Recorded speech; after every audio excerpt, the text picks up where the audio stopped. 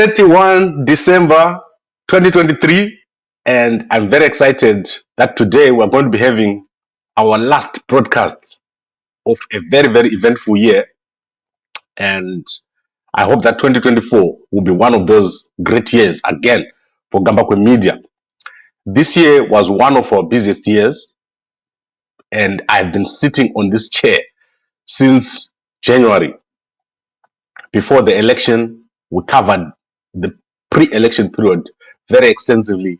We covered the election period very extensively, and we covered the post-election period very, very extensively. And as I said, there is what I call the moment of truth. That is when we know who is who. The moments when things are difficult to cover, those are the times when one has to stand up and be available. So I want to cover a number of stories. We've got two main newspapers that have published today, and there is a lot of stories there that I want you to understand. The people that are around Zimbabwe on Sundays, we have a lot of stories: business, community, politics, and military stories. Those are the stories that we cover here at Gambakwe. Our first story is to do with CCC President Nelson Chamisa. President of the CCC, Nelson Chamisa, has posted the first picture. So ever since he left on the 21st of November, no one has even seen a picture of Chamisa since that period. And Chamisa has now posted a picture of himself with his father and with his uncle. And you can see at the back there's some people, but I can recognize Chamisa's father there. I think I will soon visit him when I'm in Gutu and have a chat with him. He's a very nice old man. And Chamisa is looking okay. I don't see any problem with Chamisa except for a slight weight loss. And his expression, I can see he's not having his usual smile, but I don't know. When we meet, when I see Chamisa, when I actually have to see him face to face, then when we see him talking, we haven't seen Chamisa talking for the past month. We'll see what he's going to say. But it is a fact that Nelson Chamisa is going to be one of the most important people in Zimbabwe this year. Chamisa has got a way of influencing events in the country, whether he's there or not. Chamisa is able to influence events in the country. So we're looking forward to what kind of Chamisa will emerge in 2024. As I said, Chamisa has been out of the public picture since November 2023, 21 November 2023, when he attended the funeral at Mabuku. Very worrying development.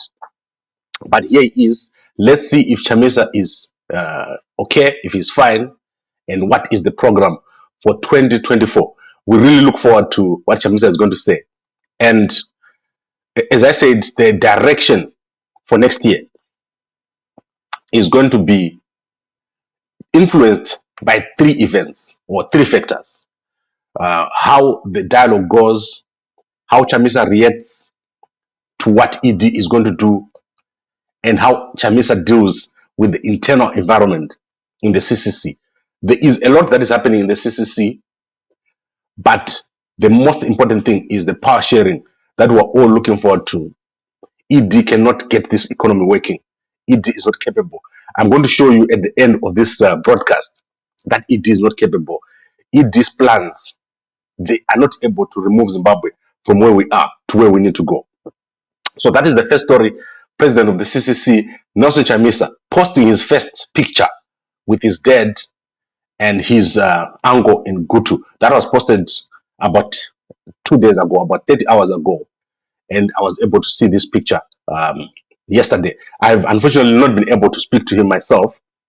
And I do not know what is going to be the kind of Chamisa that we'll see in January.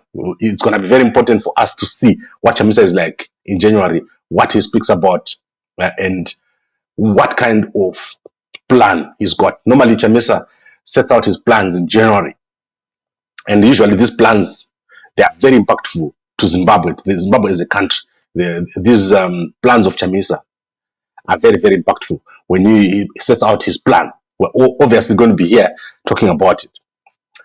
Then, if you go to the Standard newspaper, Barbara Rodzi, the lady who is the Minister of Tourism there, she has fired the ZTA board, the Zimbabwe Tourism Authority board. She fired that board. Then she also forced the CEO to resign. You can go and have a look at that story in the Standard. She does not have the authority to do this, but she's done it. Barbara is a bit crazy. Like every time I meet her, she is something else. In fact, what happened is, I think a year or so ago, I met her at the hotel where I was staying here in Johannesburg, and she's full of energy. She occupies whatever space she goes to, and she's very interesting, the way she reacts and behaves. I don't know what kind of person is Barbara. Anyway, let's go to the next one. This one is also in the Standard. Very interesting story. Very, very big. People have got money in Zimbabwe. Guys, when I say people have got money, I'm not talking about little money. I'm talking about big money. There is a guy called Danny Mavura Uriadzo. He's got US 155 million in his South African bank account, which is frozen. Did you hear that number? US 155 million from his business in his company in South Africa. And he had a disagreement with his business partner, and the business partner is called Herbert Woods. So Mavura Uriadzo gave Herbert Woods 5 million after they did business. And Woods was saying, we generated this money together, so I deserve half. He went to court, and Uriadzo's money, 155 million, 155 million, yes, was frozen. And Mavura then went to Zimbabwe. He left South Africa with that money. And then obviously they've reached an out of court settlement here. And Mavura is now going to only receive 95 million US dollars. So you can imagine how much money we're talking about here. Billions and billions in rands. These guys we're running a company in South Africa. And the partner, Herbert Woods, was running Hibanic Energy. So there are people in the energy industry. Then the other business story, Zimbabwe state-owned enterprises in a crisis. The total debt owed by the Zimbabwe state-owned enterprises to other people, to China, to India, is over 7 billion US dollars. Of this money, 1.7 is to India and China, and there is a lot of areas. Remember what I was telling you about the Wange 7-8, which Mnangagwa was talking about. This is owing a lot of money. Post Tel One, all these companies, power company, they owe millions and millions to external providers. They also owe each other. They also owe local councils. So it's a crisis. And according to a report which has been produced internally by the Office of the President, there is a requirement for US 30 billion for these parastatals to function. And before, the parastatals used to contribute over 40% to the GDP. Right now, they're only contributing 14%. That is crazy. Let's see that Anita Jackson is pregnant and relocated to the USA with her lover, I am king. So Anita Jackson is one of the local celebrities. She has relocated to the USA and she's pregnant. That is also in Standard Entertainment. And then in the Chronicle, the graves at the Luveve Cemetery are falling in. So if you've got a relative who is buried at Luveve Cemetery, you should go there. Your relative's grave is falling in. It's caving in.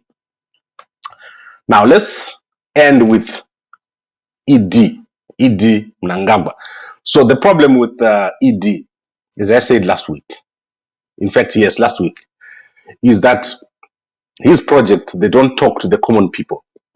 He does these huge, humongous projects, and he leaves the basic things that needs to be done.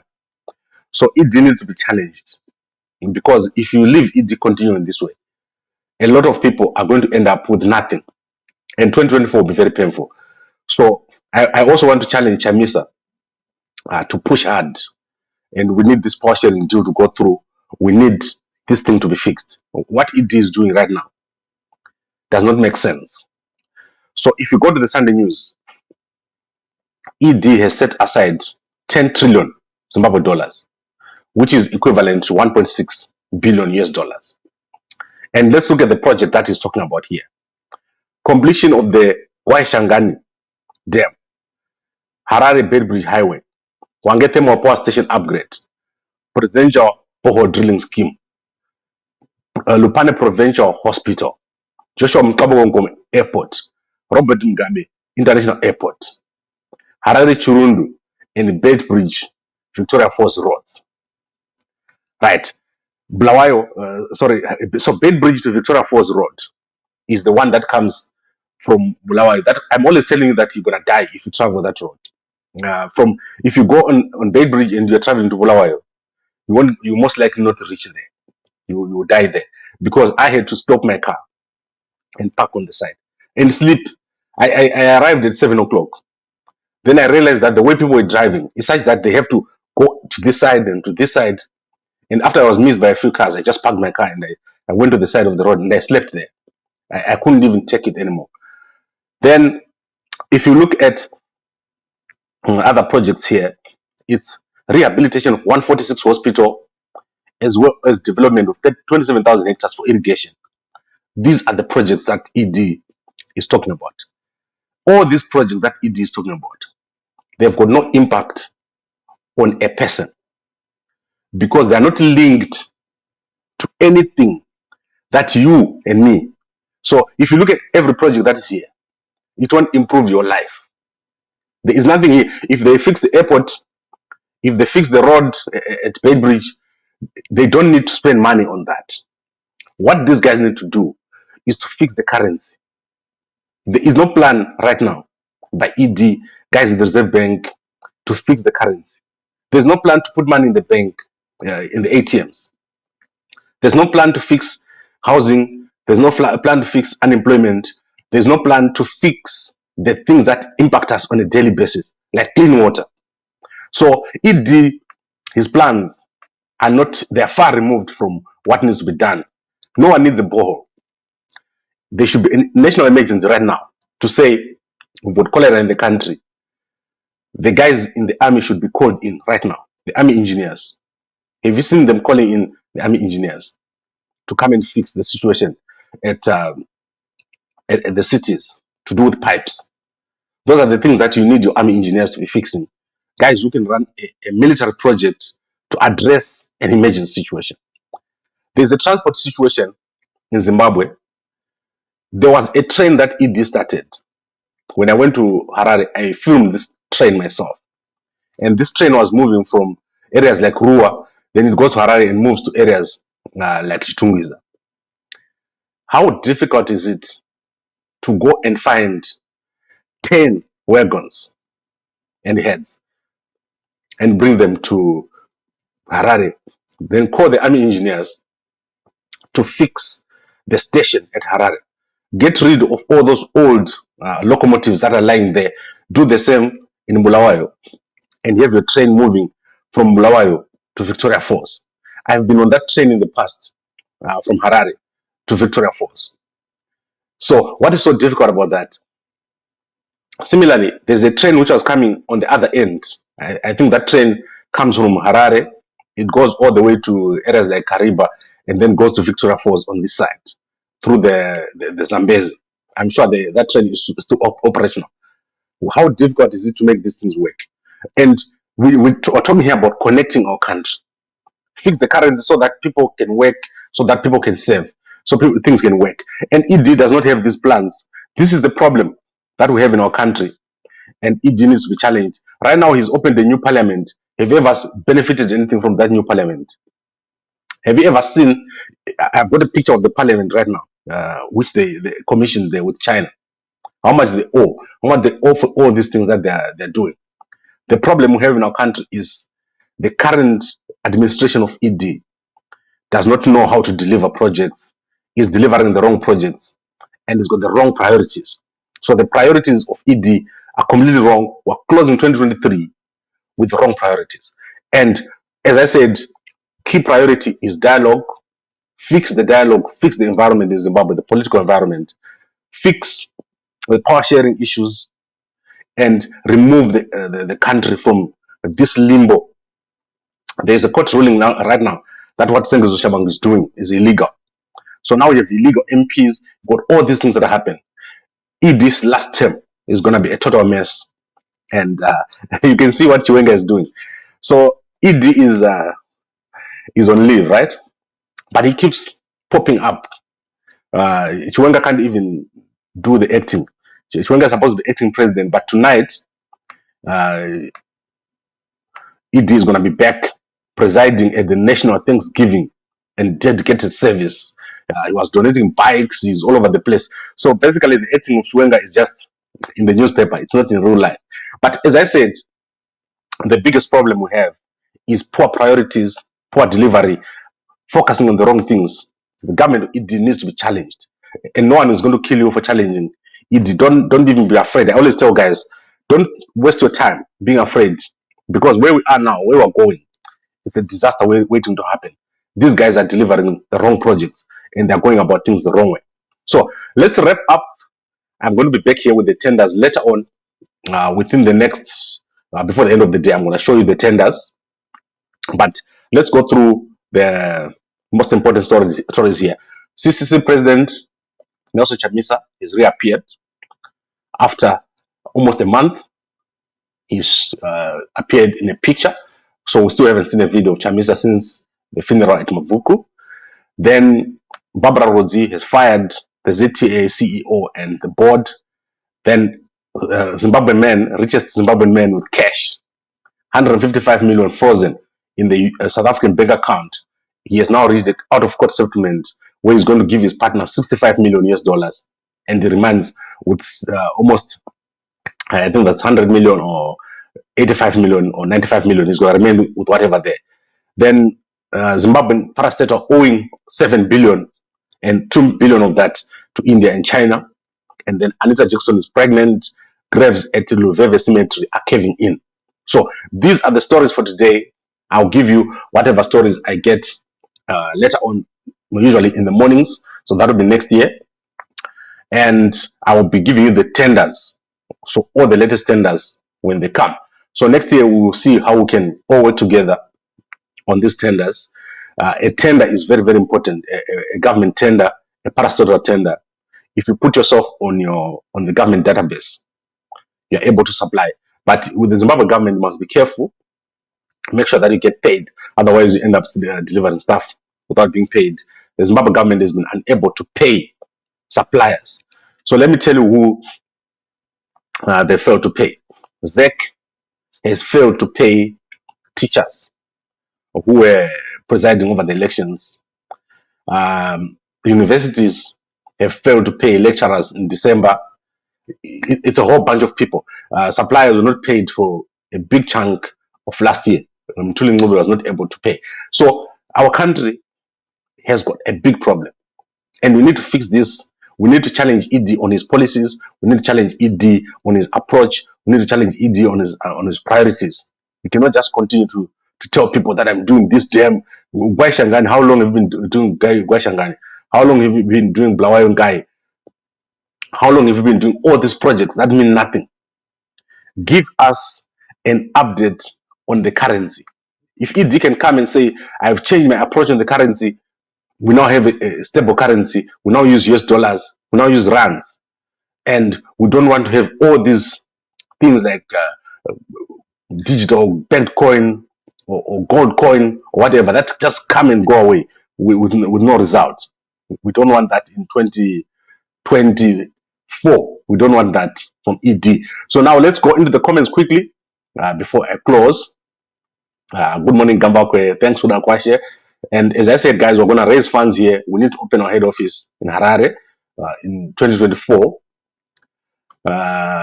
Clayton Zanupeva Pana Chainokwan is about the common man in Zimbabwe. Yes, fix the currency. ED must fix the currency.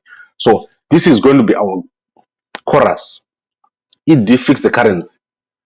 This is a bad situation. We can't have a situation where a country does not have a currency and people are just moving around normally. Guys at the Reserve Bank, guys at Mnangagwa's office, fix the currency. People have suffered enough because of this currency that is a mess. Fix that currency. Stop fluctuating 10 times and 20,000 times a year. No one wants that instability. If you fix the currency, everything is going to be fine. Come on, one-on-one. Thanks. Happy New Year. Much success to you. Thank you very much, everybody. And this has been one of the best years for Gambakwe and for all of you who are supporting us here. Farah is saying Chamisa has finished. I do not think so. What I think is that something has happened. And as I said, I want us to watch and see what Chamisa emerges. It's very, very important. The Chamisa that you are seeing here is not the Chamisa that began 2023. Something has happened over the past few weeks, and I want us to monitor the situation. Everyone monitor this situation. Very, very important for us to make sure that Chamisa is fine. Right, and then the reason he's talking about the railway line, and he's saying there is a plan which was put in place. And if ED was to do the railway line, not even do it, give it to someone else, outsource the railway line to someone else to run, and don't give it to your son. So if ED was to do that and make sure the railway line works from Harare to Bedbridge, Harare to Kariba, then hit all the way to Victoria Falls, Bulawayo to Vic Falls, and Bulawayo to Harare. The amazing changes that will happen in our economy are going to be very, very interesting. And the bus system, where are those buses that ED bought and Sagure took? Have smaller buses that travel at intervals that are for a bit more luxurious. Remove all that traffic jungle in Harare CBD. So simple. How can you fail to do these things that I'm explaining to you here in 30 minutes? How can ED fail to do this? What's so difficult? Start with the currency. Simple. Once your currency is fixed, everything else is working. We need to demand a currency from ED in 2024. Put a new currency or use the US dollar. Make sure that we don't have these fluctuations, this eco cash here, this Zim what here. Have a simple way of paying and make people have proper cash from formal channels. Stop this thing that is happening now, the informalization. And this is the things that we're talking about to fix the economy. So simple, but why is ED failing to do this? Well, thank you very much, everybody. And I really appreciate everything that has been happening here on our channel and on our platform, all the people that have came and supported us. And I hope that things get better in 2024. And I hope that a better Chamisa emerges. Chamisa has been one of the top people in 2024. In 2023, he has done a lot under very, very difficult circumstances. He's lost his party. He has contested under very difficult conditions. He had to reform his party. He has had an internal rebellion and betrayal. And yet, we're seeing him here in 2023, ending the year standing. Let's see what he says in his New Year message. We're all looking forward to that. Thank you very much, everybody, and a good morning to you all.